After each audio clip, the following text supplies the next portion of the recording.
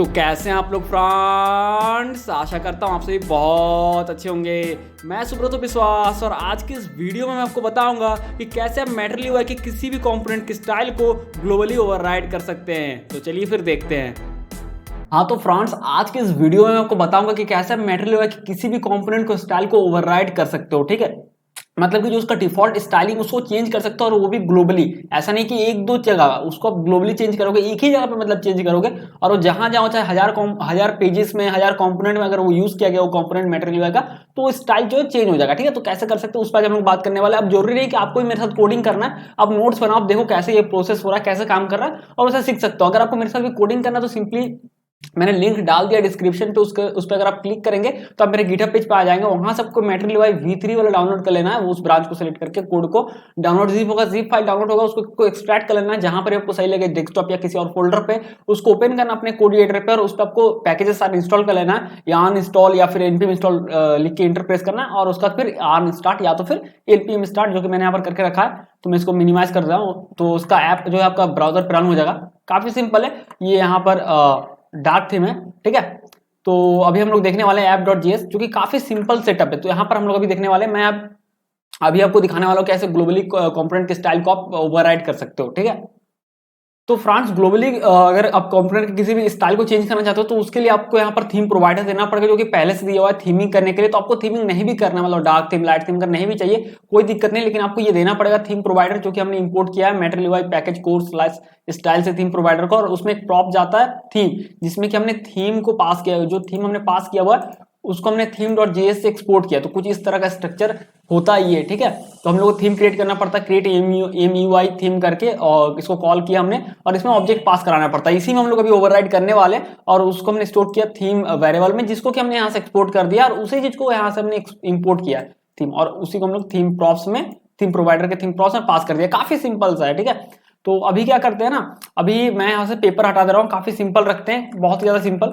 ठीक है, तो फ्रेंड्स मैं यहाँ पर क्या करूंगा, इस वीडियो में सिर्फ दो ही कंपोनेंट को चूज करूंगा, मतलब मैं दो ही कंपोनेंट पर आपको दिखाऊंगा कैसे स्टाइल को ओवरराइड करना है। बाकी आपको जैसा मैं दिखाऊंगा ना डिट्टो, मतलब बोल दो सेम टू सेम, उसी तरीके से, उसी प्रोसेस से आप बाकी कंपोनेंट को कर सकते हो। ठीक है, मटेरियल में हजार कंपोनेंट भरे पड़े हैं, तो आपको अगर बाकी कंपोनेंट को भी ग्लोबली स्टाइलिंग करना है तो आप उसी तरीके से करना है, मैं जिस तरीके से दिखाऊंगा दो कंपोनेंट को। ठीक है, तो पहला मैं दिखाऊंगा बैकड्रॉप। बैकड्रॉप क्या होता है, इस तरह से आप मतलब कि ब्लैक कलर का शीट, मतलब बोल दो लेयर आता है, जिसमें आप दिखा सकते हो कुछ आपका लोडिंग ले रहा है, या फिर कुछ ये एड ब्लॉकर आप अपना ऑफ कर लो, या फिर कुछ प्रोसेस हो रहा है, लोड ले रहा है, ये जो दिखा रहा है। ठीक है, अब दो एग्जांपल लेंगे, बटन का लेंगे और इसका। तो ये सिंपल है, बटन का थोड़ा और उसमें एक्स्ट्रा दिखाऊंगा, तो मैं दोनों चूज किया। तो आप बाकी के साथ भी उसी तरीके से करना जिस तरीके से मैं इसके साथ दिखाऊंगा। ठीक है, बटन और इसके साथ दोनों मैंने चूज किया।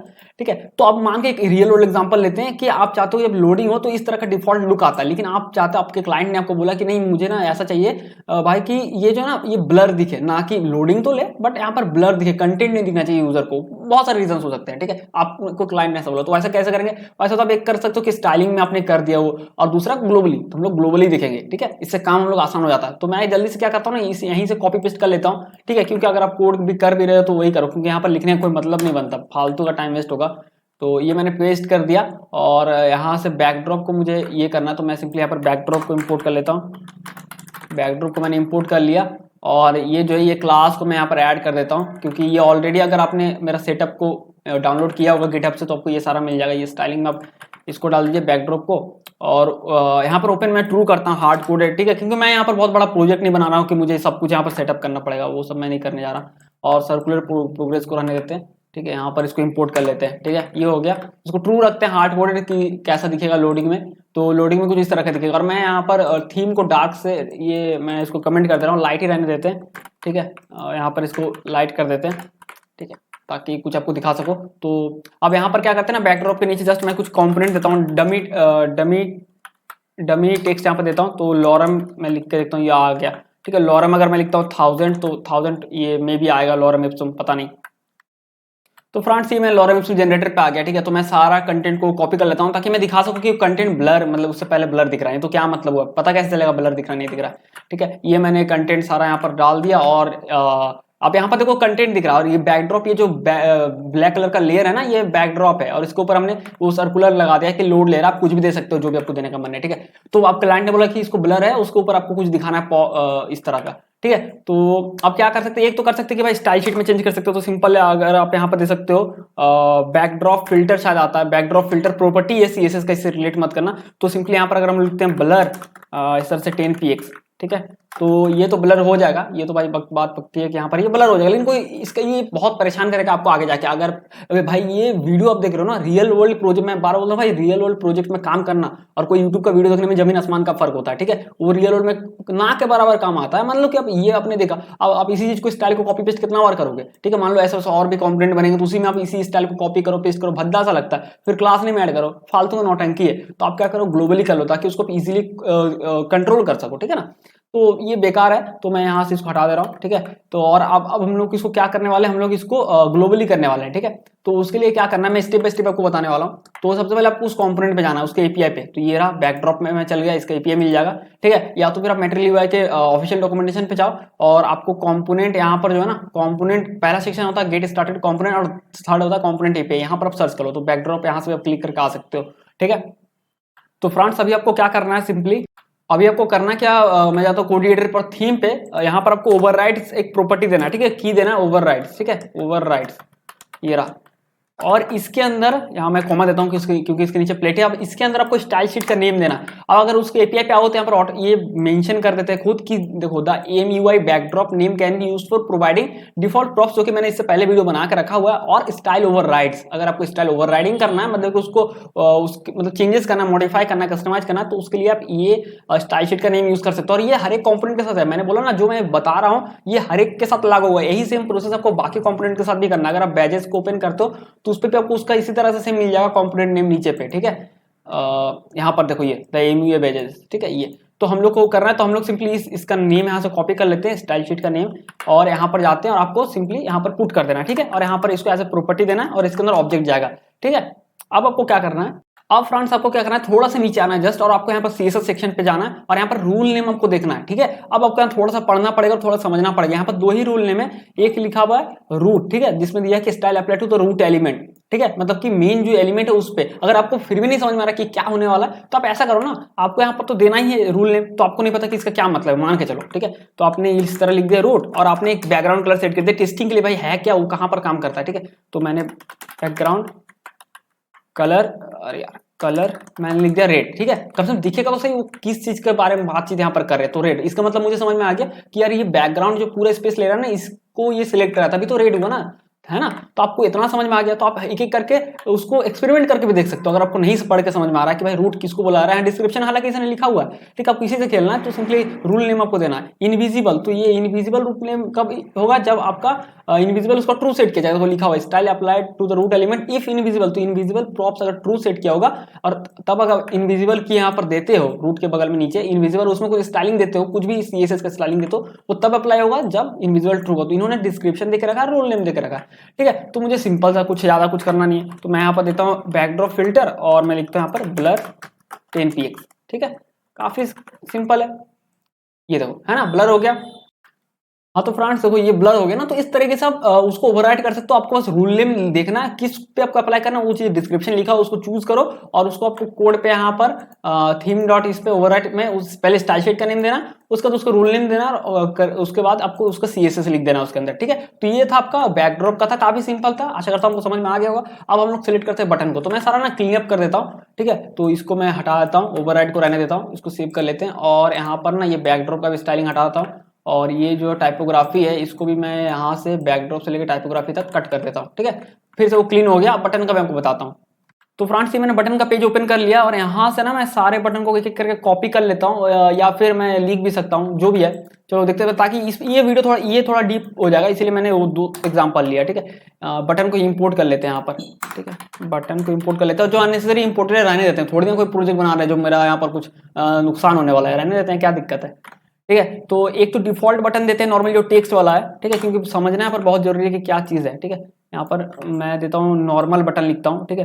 चीज़ इसको ध्यान से समझना, ठीक है। नॉर्मल बटन, क्योंकि यहाँ पर काफ़ी चीज़ आने वाला है। तो नॉर्मल बटन होता है एक वेरिएंट कंटेंट है, ठीक है। और वेरिएंट कंटेंट में भी दो चीज़ आपको मिलेगा, एक तो प्राइमरी कलर है, एक सेकेंडरी कलर, ठीक है। अरे यार कहाँ मैं पेस्ट कर रहा हूँ, यहाँ पर मैं लिखता हूँ कंटेंट प्राइमरी, ठीक है। और एक कंटेंट में ही कंटेंट मतलब फील्ड बटन, ठीक है, उसमें भी सेकेंडरी आता है, सेकेंडरी कलर, ठीक है। इस तरह से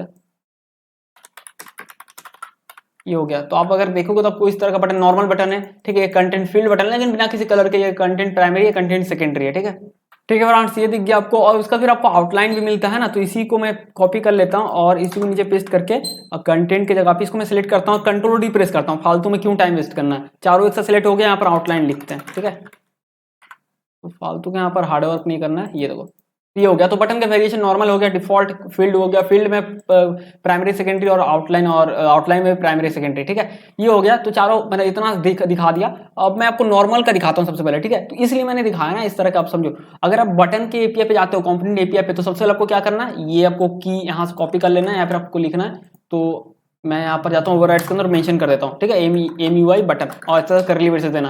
अब आपको रूल नेम में ध्यान से यहाँ पर देखना, रूल नेम बहुत सारे मिल जाएंगे, ठीक है। और यहाँ पर इन्होंने कंडीशन देकर रखे। तो सिंपली जो नॉर्मल बटन होता है उसके लिए रूल नेम टेक्स्ट है, ठीक है। तो देखो style apply to the root element ये वेरिएंट टेक्स्ट, ठीक है। तो बाय डिफॉल्ट जो वेरिएंट होता है ना, टेक्स्ट होता है, ठीक है। अगर आप चेक करोगे वेरिएंट वेरिएंट कहाँ गया, ये रहा, देखो बाय डिफॉल्ट वैल्यू है वेरिएंट का क्या, टेक्स्ट, ठीक है। तो टेक्स्ट पे अगर आप स्टाइलिंग कुछ भी देते हो, ठीक है, तो वो तभी अप्लाई होगा जब उसका वेरिएंट टेक्स्ट होगा, मतलब डिफॉल्ट वैल्यू होगा, ठीक है। तो मैं आपको दिखाता हूँ, यहाँ पर अगर कोडिंग में जाता हूँ और मैं यहाँ पर लिखता हूँ टेक्स्ट, ठीक है, क्योंकि टेक्स्ट देखो यहाँ पर है ना हमारा, यहाँ पर, अरे यार कहाँ चल गया मैं, रुक जाओ। यहाँ पर बाय डिफॉल्ट वेरिएंट जो है बाय डिफॉल्ट क्या टेक्स्ट है। तो मैं यहाँ पर अगर कुछ भी देता हूँ, जैसे मैं एक ग्रेडियंट लेता हूँ, जैसे वेब ग्रेडियंट करके एक वेबसाइट है जहाँ सबको मिल जाता है, कमाल के ग्रेडियंट मिल जाते हैं, तो वहाँ से मैं कॉपी कर लेता हूँ, ठीक है, अच्छा लगेगा देखने में। तो फ्रेंड्स ये आ गया। कोई भी एक ग्रेडियंट उठाते हैं जो काफ़ी सही लगे, ठीक है, मतलब सब कुछ सही है, ये वाला लेते हैं, कॉपी सीएसएस करते हैं और यहाँ पर पेस्ट कर देते हैं। लेकिन हम लोग यहाँ पर ऐसा लिख नहीं सकते, यहाँ इसको आई को कैपिटल करना होगा, इसको मैं डाल देता हूँ स्ट्रिंग के अंदर, ठीक है। और यहाँ पर क्योंकि ऑब्जेक्ट फॉर्म में जा रहा है सीएसएस, तो हम लोग यहाँ पर कॉलम नहीं दे सकते, तो इस तरह से ये ऐड करते हैं और जाके देखते हैं। अब देखो यहाँ पर आ गया ये, ठीक है, और इसका कलर मैं करता हूँ व्हाइट। अब यहाँ पर माजरा क्या है उसको पहले समझो भाई मेरे, और एक एफ जाएगा ना, व्हाइट टेक्स्ट चाहिए अपने को, पूरा पे स्टाइलिंग कर सकते हो जितना भी आपको करना है। अब एक दो चीजें यहाँ पर, एक चीज सुन लो। यहाँ पर पहला चीज क्या है कि जहाँ ग्रेडियंट उतना सही नहीं लग रहा, जो भी है, ठीक है, आप जितना चाहे स्टाइलिंग कर सकते हो। तो यहाँ पर दो चीजें, पहला कि ये कंपोनेंट जहां जहां यूज किया गया होगा, बटन जहां जहां ऐसा यूज किया गया होगा, मतलब कि नॉर्मल बटन, वहां वहां चाहे दुनिया किसी भी कोने पे रहे, वहां वहां इस तरह का स्टाइलिंग अप्लाई हो गया होगा, जो आपने स्टाइल थीम डॉट यहाँ पर दिया ना टेक्स्ट रूल के नेम के अंदर।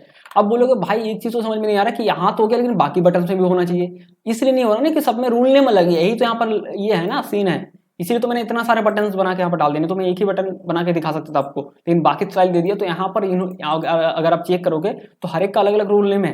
जिस डिफॉल्ट क्योंकि वेरिएंट टेक्स्ट होता, तो इसलिए टेक्स्ट में जैसा हमने अप्लाई किया तो वो चल गया, ठीक है। अब क्या है कि टेक्स्ट प्राइमरी मतलब कि जो नॉर्मल में जिसका प्राइमरी कलर सेट है उस पर तब अप्लाई होगा जब आप ये रूल नेम में डालोगे, ठीक है।